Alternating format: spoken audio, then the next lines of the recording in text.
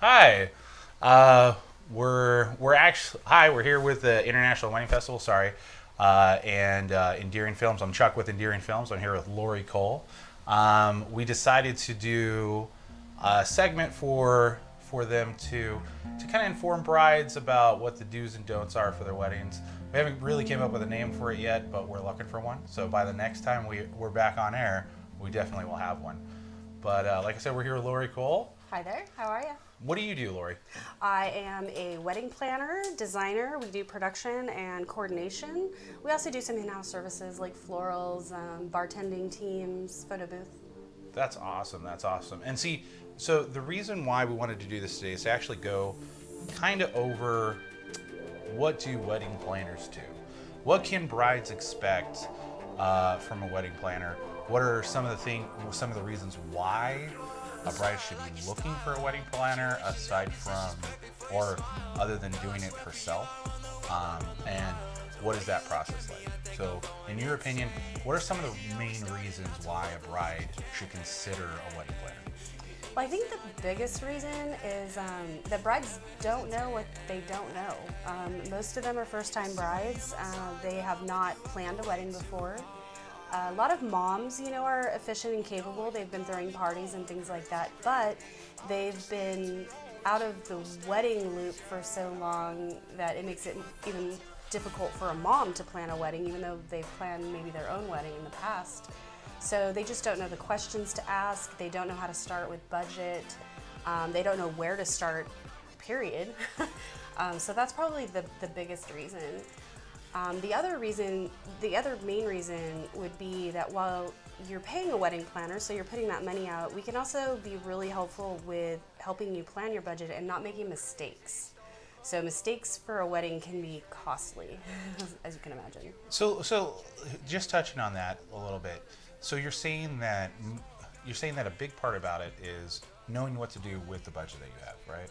Absolutely, absolutely. I mean, with our experience, we can take a budget, even if it's considered a smaller budget in the grand scheme of wedding planning, and we can tell you how to maximize that budget so that you can maybe not get everything you want. Some brides come in, when they get a little sticker shock with the cost of things, but at least we can maximize it and hit your priorities with your budget. Now, do you see that that's something that actually happens a lot?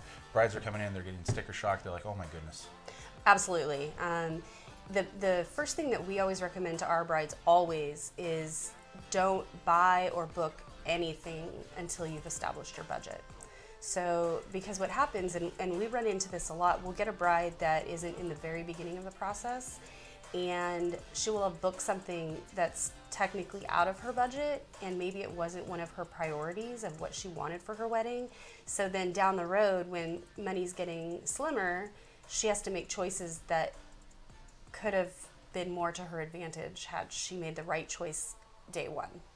Let's shift gears a little bit. So, from a customer's perspective, from what you've seen over the years, what do you think that brides think that wedding planners actually do compared to what you truly do? I think a lot of brides, sometimes they come in and they have the attitude that we're going to be like their personal assistant. And while we are in a certain sense, we also have a job to do. So when you come in, like I said, first thing we're going to do is help you establish your budget. And then we're going to act as just kind of your friend and the little voice on your shoulder along the way that says, okay, you should be doing this now, you should be doing this. Some brides do come in and they think that we're responsible for like running personal errands for them, or managing things that maybe their bridesmaids should be managing. I would also say too, would you find that would be dependent on the level of wedding planner? Like there might be planners out there that are willing to, or that are going to do that, but you should understand that would come with a significant price increase because it's a lot of extra work on your end, and that extra work has to go for something. Right, and absolutely. I mean, we have that ability. The thing that we stress when they come in is when they book one of our planning packages with us initially, it's one person. So you know, sometimes on day of, if it's a really big wedding, for us, if we hit over 200 people and the ceremony and the reception are in different locations, we require a second assistant. If they want things like, you know, someone's going to make sure all of the girls' personal items get into the limo and things like that that would fall into the personal assistant category, we can definitely provide that staff. But in general, when you book a planning package with us, we're managing people and logistics. So what would you say if, like, whenever it comes to the personal assistant, someone to run errands, would you think that, I always tell brides, and this is coming from a photographer's perspective, that it's a good idea to have someone in your family, an aunt, uncle, maybe your mom, who can go and do those things for you that you can't do otherwise. Do you think that it's more beneficial to have a close family member do that or a close friend do that, or to actually just say, hey, Lori, can you find someone that can pretty much be my gopher for the day of? It would totally depend on their budget. Yeah. Whether they want to pay someone to do that. We don't ever recommend that we put moms or usually close friends already in the wedding party. We usually don't recommend putting them in charge of a job on wedding day because we would rather see them enjoy the day. See, that's something I never even thought about. Oh my goodness, I never even thought about it. I've been giving that piece of advice for the better part of like 3 years now. You know, hey, put somebody in charge of, not necessarily someone who is going to be like in the party, but like someone who's going to be outside the party, mom, aunts, something like that. Never even bothered to consider, hey, it's much better to have your guests just enjoy the day altogether and possibly get somebody outside of that than go about it that way. That's really interesting. What do you think is another tip like that most people, most brides wouldn't even think of? Like, what do you think is like one of the most overlooked things in that aspect? One of the biggest things that we run into, especially in our area, we have a lot of brides that are DIY. And we don't mind DIY. We try to work with them and help them plan accordingly and get them on a time schedule for what they want to DIY. But our brides severely underestimate the amount of staff that they need. So they will show up with tons of stuff that has to be put into place. Knickknacks and vintage tables and just decor in general. And they have no plan for who's going to set that up and who's going to break it down at the end of the night, which is usually where the problem occurs, is the end of the night. So we really try to be on top of that and address that before wedding day. We do have staff that we can hire for pretty much anything they need on wedding day, but if they have decor like that coming in, we highly recommend hiring staff to do setup and breakdown. Your single person planner, which is for us, it's your initial package, that would not be part of what you could expect for them to do today. They just don't have the time for it. And being one person, I'll use a little bit of a humorous story. I had a bride a couple summers ago, and I knew she was doing a lot of DIY stuff. And I kept telling her, I need a list of everything you're bringing so that we can determine, do I need to bring someone with me? Do you need to find someone to come do that for you? Who's breaking it down? Kept bugging her. Finally, about 2 weeks out, I was like, look, I need this, or you can't, we can't be responsible for this. She gives me a list. It has maybe 10, 12 items on it. And the day of the wedding, a horse trailer, like a 20-foot horse trailer, pulls up. Oh my goodness. Yeah, the driver gets out and asks if I know where Lori's at. And I was like, it depends on what you want to do with Lori. I'm like, because I'm thinking to myself, this is not what I think it is. And it was. He opened the back of the trailer. It was filled top to bottom, front to back with furniture, decor, things that hadn't been cleaned. Really? Dirty mason jars, vintage furniture, just a random collection of stuff that we had no idea what the bride's vision was, nor did we have any staff to do it. So it literally, unfortunately, came to me going in and telling the wedding party and the bride, like, unless you have people that are coming to take care of this, it's going to stay in the trailer. So those are the kind of things that the brides really underestimate.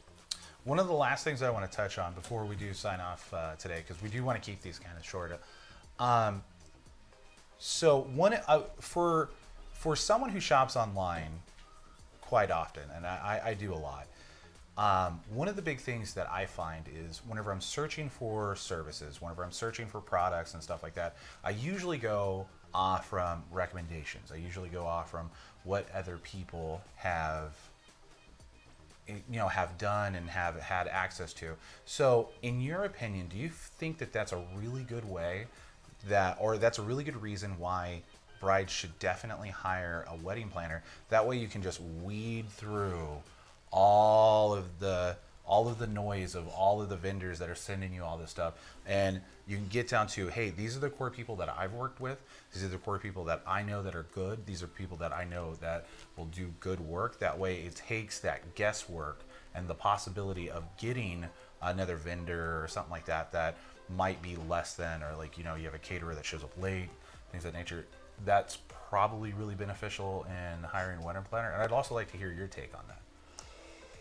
The online sometimes can be super intimidating. I think online reviews, you cannot base a wedding decision on those solely alone. I agree, like as a wedding planner, we're always willing to work with new vendors, and we have brides that come to us with existing vendors in place that we don't know. But definitely it's an advantage. If I can tell my bride, oh, hey, bride, I have this fantastic, video photo company that I work with all the time, and I know that they can deliver what you want. Their pricing is competitive. It takes one less worry out of what they have to do on their checklist. Definitely. And then even like I said too, for every single thing, florist, you guys deal with everything from top to bottom. Right. And we still work with other vendors. We are still a small company, so if we have a really large wedding, we would never take on the florals and the planning at the same time. Oh, I was meaning more like within a network. Absolutely. You have a network of professionals. Absolutely. We have a network, not only through the International Wedding Festival, but other weddings. We travel a lot to Carmel, Monterey, Santa Cruz. We're going to all of those this year, and we have a network of people that we work with there locally. And I think a referral from a wedding planner, the one thing that kind of bothers me is we don't take kickbacks from a vendor. And because I would never want to put myself in a situation. That's really big too, because I know plenty of planners that do. They require it. Yeah, and I do not. I would rather work with somebody more on a face-to-face basis that, we are equally give and take to each other as companies, than have, say something goes wrong and they come back to me and they have found out that, I took a kickback from a vendor that I referred. That makes it look like I only referred them for the money, and I would never want somebody to do that for me, and I certainly don't want to do it for someone else. So we don't do any type of kickbacks. I know people do, but that's just not my thing. There are some planners out there that do. I mean, I can definitely say that. I think that's going to be it for this episode. Again, we still don't have an edit for the show, so if anybody's watching, anybody has any ideas, I think that'd be great. Hit us up, let us know. Submit some fun ideas. Submit some fun ideas for the show. But I'm Charles, again, with Endearing Films. We're here on behalf of the International Wedding Festival. This is Lori Cole. By the way, if someone was looking for your business, where would they find you aside from, hey, go on my website, or do you get, what are your guys' social media tags and stuff like that? We are on social media, all under Lori Cole Events. So we primarily stay to Instagram, Twitter, and Facebook. Those seem to be our biggest, but we also get a lot of following now from Pinterest. You guys all know Pinterest if you're a bride watching this. So you can find us in all those places. Yeah, so go and follow Lori. Make sure you guys are staying tuned to the International Wedding Festival.